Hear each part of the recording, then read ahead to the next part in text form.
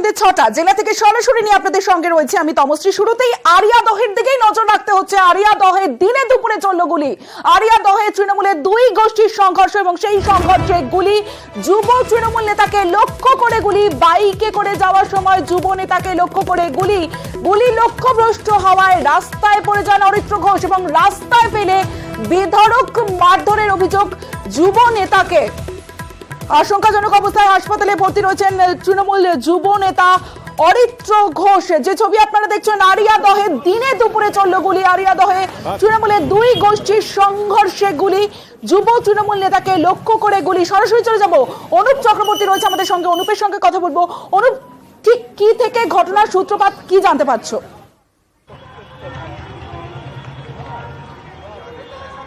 দেখো, আরিয়াদহ যে মৌসুমী মোড়, সেই মৌসুমী মোড়ের কাছে একেবারে গুলি চালানোর ঘটনা। যখনই অরিত্র ঘোষ যুব তৃণমূল নেতা তিনি বাড়ি থেকে বেরোচ্ছিলেন এবং সেই সময় তাকে লক্ষ্য করে গুলি করা বলে এমন অভিযোগ। এবং এই গুলি যখন লক্ষ্যভ্রষ্ট হয়, তিনি যখন মাটিতে পড়ে যায়, তাকে বেধড়ক মারধর করা হয় বলে এমনটাই অভিযোগ। তৃণমূলের গোষ্ঠীদ্বন্দ্বের জেরেই কিন্তু এই গুলি চালানোর ঘটনা এমনটাই জানতে পারা যাচ্ছে। এবং তিনি এই মুহূর্তে তার হাত পা ভেঙে দেওয়া হয়েছে বলে এমনটা অভিযোগ করছে তিনি। এই মুহূর্তে বেসরকারি হাসপাতাল, সেই হাসপাতালে কিন্তু তিনি চিকিৎসাধীন অরিত্র ঘোষ। তার যেমন চিকিৎসা চলছে, ইতিমধ্যেই এলাকাও কিন্তু উত্তেজনার পরিস্থিতি রয়েছে এবং এলাকা দখল, পাশাপাশি প্রমোটিং সংক্রান্ত বিবাদ, যার জেরে কিন্তু এই গুলি চালানোর ঘটনা ঘটেছে এমনটাই কিন্তু জানতে পারা যাচ্ছে। যদিও পুলিশের পক্ষ থেকে বলা হচ্ছে এই গুলি চলার যে কথা, গুলি চালানোর কথা কিন্তু এখনো পর্যন্ত অস্বীকার করা হচ্ছে।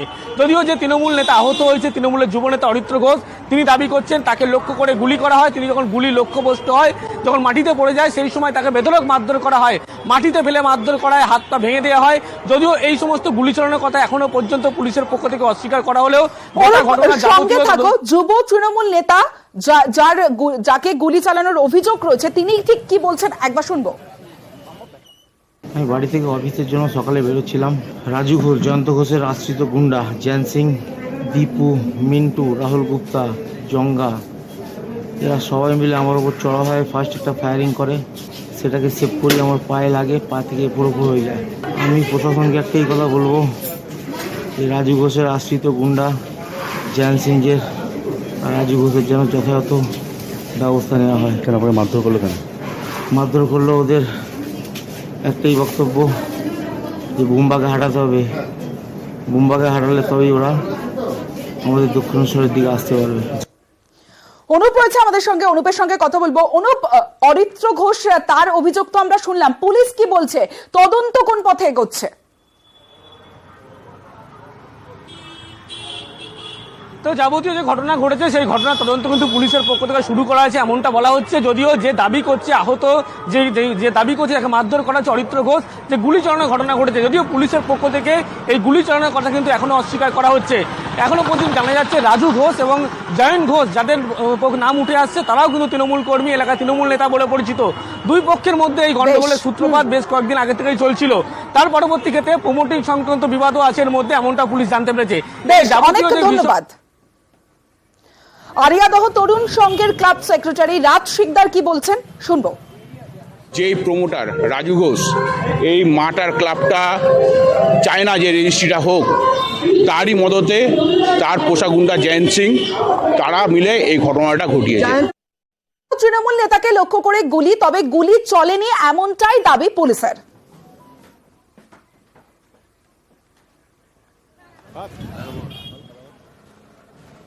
এবার আসছে পরের খবরে। সবংয়ের দিকে নজর রাখবো। বিজেপি বুথ সভাপতির অস্বাভাবিক মৃত্যু, বাড়ি থেকেই উদ্ধার হয়েছে বিজেপি নেতার ঝুলন্ত দেহ। সবংয়ের বলপাইয়ে বুথ সভাপতি দীপক সামন্তর দেহ উদ্ধার। তৃণমূলের বিরুদ্ধে খুন করে দেহ ঝুলিয়ে দেওয়ার অভিযোগ।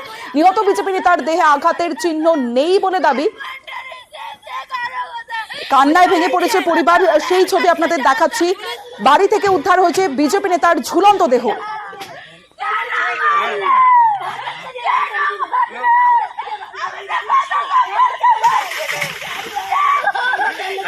সরাসরি চলে যাবো, দিগ্বিজয় মাহালি রয়েছে আমাদের সঙ্গে, দিগ্বিজয়ের সঙ্গে কথা বলবো। দিগ্বিজয়, পরিবারের অভিযোগ রয়েছে তৃণমূলের বিরুদ্ধে, তৃণমূল নেতৃত্ব কি বলছে? ময়না তদন্তের কি আপডেট রয়েছে? ময়না তদন্ত কি হয়েছে এখনো পর্যন্ত?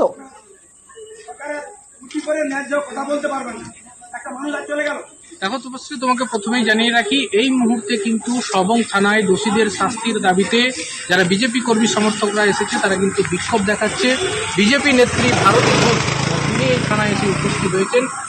দুপুরে যে বিজেপির বুথ সভাপতির বাড়ি থেকে ঝুলন্ত মৃতদেহ পাওয়া হয়েছিল, সেই নিয়ে কিন্তু বিজেপির অভিযোগ, বারবার অভিযোগ তৃণমূলের বিরুদ্ধে যে দীপক সামন্ত বলে বিজেপির বুথ সভাপতি রয়েছে তাকে বেশ দিগ্বিজয়, বোঝা যাচ্ছে যে এই মুহূর্তে সবং থানায় পরিবারের লোকজন এবং বিজেপি নেতাকর্মীরা তারা দোষীর শাস্তির দাবিতে সরব হয়েছে। তবে বিজেপি নেতার দেহে আঘাতের চিহ্ন নেই বলে দাবি। বিজেপি নেতার খুনের অভিযোগ অস্বীকার করেছে তৃণমূল। স্থানীয় তৃণমূল নেতৃত্ব এবং বিজেপি নেতৃত্ব কি বলছে একবার শুনবো। ঝুলন্ত অবস্থায় তাকে মেরে ঝুলিয়ে দেয় এবং তার স্ত্রীকে মারধর করা হয়। বাবা মারা যেতে তাকে বাবাকে দাহ কাজ করতেও দেওয়া হয়নি।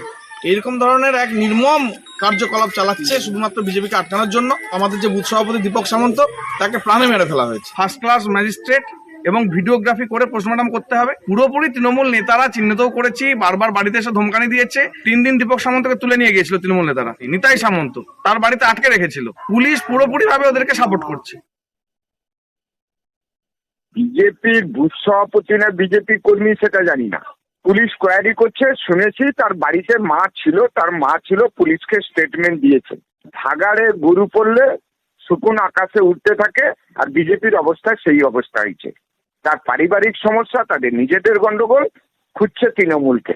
এর সঙ্গে আমাদের দলের, আমাদের কর্মী কারো কোনো যোগাযোগ নেই। তৃণমূল যদি ভাবে রক্তের হোলি খেলবে তাহলে বিজেপিকেও সেই খেলায় নামতে হবে, হুঁশিয়ারি দিয়েছেন বিজেপি রাজ্য সভাপতি সুকান্ত মজুমদার। অন্যদিকে বিজেপি সন্ত্রাসের রাজনীতি করে পাল্টা তৃণমূল সাংসদ শান্তনু সেন। সবংয়ের এক বুথ সভাপতিকে মন্দিপুরে সবংয়ের তার আজকে মৃতদেহ পাওয়া গেছে ঝুলন্ত। যদি তৃণমূল কংগ্রেস ভাবে যে রক্তের হোলি খেলবে তাহলে পরে কিন্তু বিজেপিকেও সেই খেলাতে নামতে হবে। তখন কিন্তু আমাদের ঘাড়ে যেন দোষ না দেয় যে বিজেপি আইন শৃঙ্খলা মেনে চলছে না। আমরা বারবার বলছি নির্বাচন কমিশনকে ব্যবস্থা নিতে। আপনারা যদি ব্যবস্থা না নেন, বিজেপি এবার বাধ্য হবে ব্যবস্থা নিতে। মৃত্যু নিয়ে শকুনের রাজনীতি আজ থেকে করে না। কলকাতার কাশীপুরে অর্জুন চৌরাশিয়া বলে একজন মারা গিয়েছিল। সেই সময় অমিত শাহ বাংলা সফরে ছিলেন। তদন্ত শুরু হওয়ার আগেই তিনি বলে দিলেন যে এটা পলিটিক্যাল মার্ডার। পরে তাদের দাবি অনুযায়ী কমেন্ট হসপিটালে ময়নাতদন্ত হলো, সেখানে দেখা গেল এটা আত্মহত্যা। এটারও তদন্ত হলে দেখবেন অন্য কিছু বেরোয়। মেরে যাও, কেটে যাও, এই সন্ত্রাসকে হাতিয়ার করে বিজেপি রাজনীতিতে বেঁচে থাকতে চাইছে, কারণ জনগণের সমর্থনে বাংলায় তারা রাজনীতিতে কোনো জায়গা পাচ্ছে না।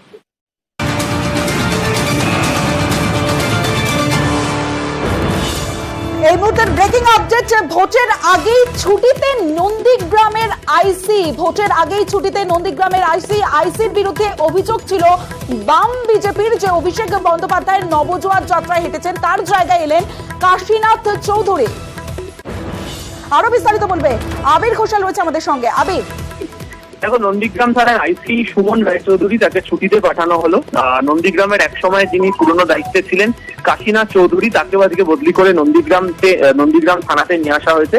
একই সঙ্গে হচ্ছে নন্দীগ্রামে বিশেষ দায়িত্ব দেওয়ার জন্য সিআই মহিষাদল মানবেন্দ্র পাল, তাকেও দায়িত্ব দেওয়া হয়েছে বিশেষ নজর রাখার জন্য। এবং একই সঙ্গে হচ্ছে ডিএসপি মমিনুল হক, তিনি নন্দীগ্রাম এবং খেজুরি এই দুটো থানা তিনি পঞ্চায়েত নির্বাচন পর্যন্ত গোটা বিষয়টি দেখবেন বলে এখনো পর্যন্ত জানতে পারা যাচ্ছে। ধন্যবাদ আবির। पानी से भरी बाल्टी जो जल्दी ऊपर लाएगा वही जीतेगा। हर गेम में चैंपियन जैसी पकड़। SRMB TMT।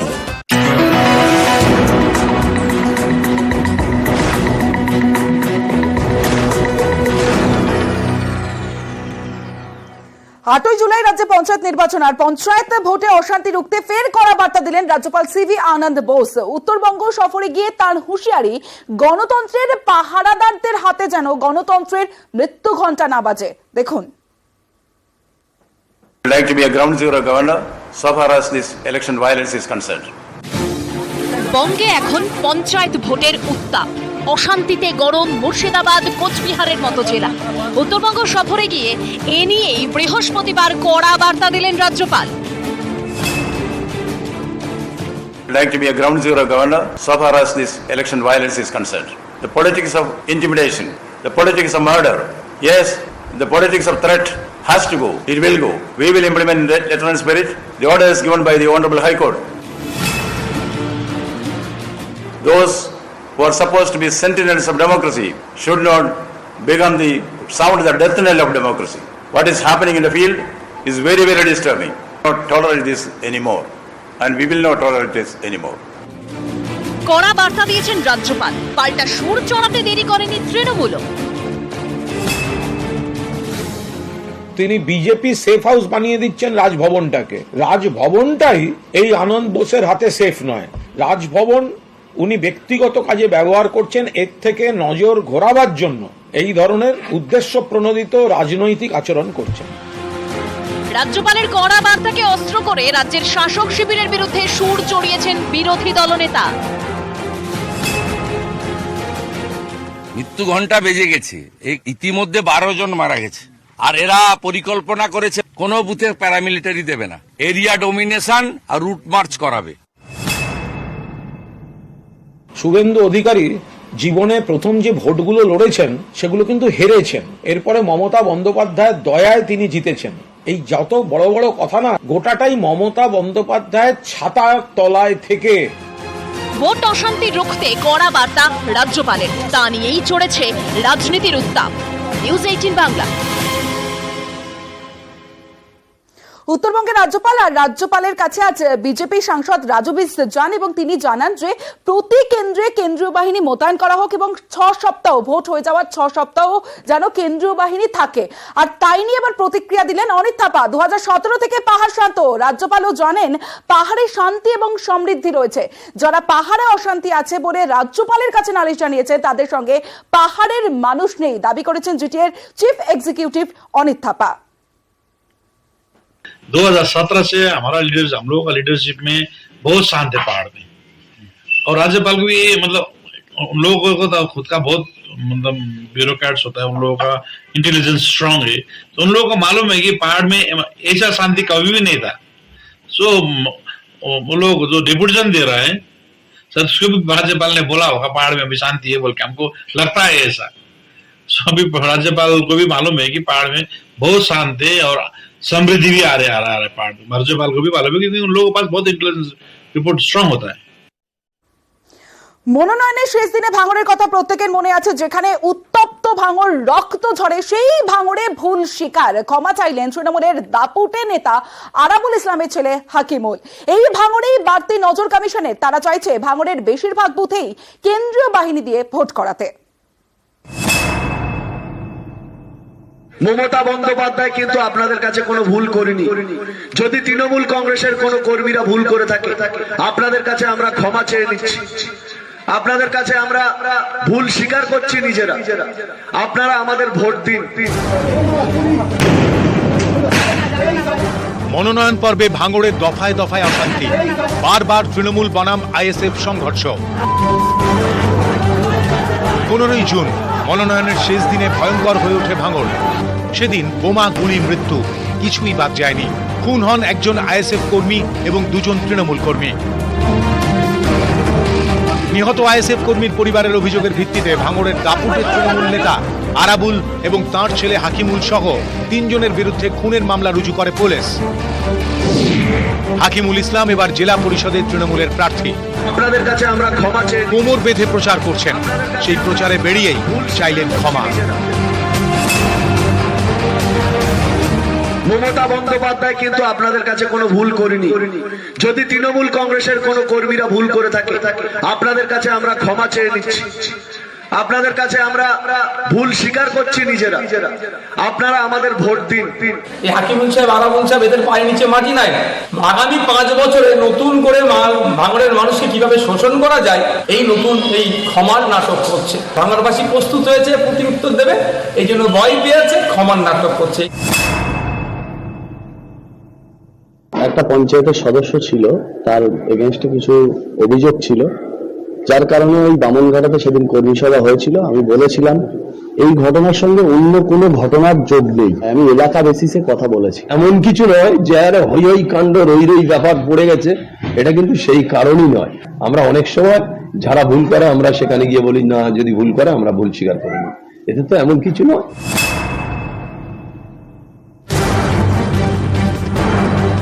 রাজ্য নির্বাচন কমিশনের এবার বিশেষ নজর ভাঙড়ে। সূত্রের খবর, কমিশন চাইছে ভাঙড়ের বেশিরভাগ বুথেই কেন্দ্রীয় বাহিনী দিয়ে ভোট করাতে। দক্ষিণ 24 পরগনার জন্য বরাদ্দ হয়েছে 19 কোম্পানি কেন্দ্রীয় বাহিনী। সূত্রের খবর, এর মধ্যে ভাঙড়েই মোতায়েন করা হচ্ছে 7 থেকে 8 কোম্পানি বাহিনী। কমিশন চাইছে ভাঙড়ে বুথ প্রতি 4 জন জওয়ান দিয়ে ভোট করাতে। বৃহস্পতিবার লেদার কমপ্লেক্স থানায় যান কলকাতার পুলিশ কমিশনার। এই থানা এলাকার মধ্যেই পড়ে ভাঙড় 1 নম্বর ব্লকের কিছু এলাকা। It's a routine visit. এমনি পঞ্চায়েত আছে, পঞ্চায়েতের জন্য I think they are well prepared. They have additional resources. Patrolling চলছে এবং কোনো ধরনের কোনো সমস্যা নেই। We are confident everything will be fine. ভাঙড়ে শান্তিপূর্ণভাবে নির্বাচন করাটাই চ্যালেঞ্জ রাজ্য নির্বাচন কমিশনের কাছে, আর তার জন্যই দক্ষিণ 24 পরগনায় 19 কোম্পানি কেন্দ্রীয় বাহিনীর মধ্যে ভাঙড়েই থাকছে 7 থেকে 8 কোম্পানি কেন্দ্রীয় বাহিনী। চ্যালেঞ্জ একটাই, শান্তিপূর্ণভাবে ভাঙড়ে নির্বাচন পরিচালনা করা। ক্যামেরায় সুরজ প্রসাদ গুপ্তার সঙ্গে সোমরাজ বন্দ্যোপাধ্যায়, নিউজ 18 বাংলা, কলকাতা।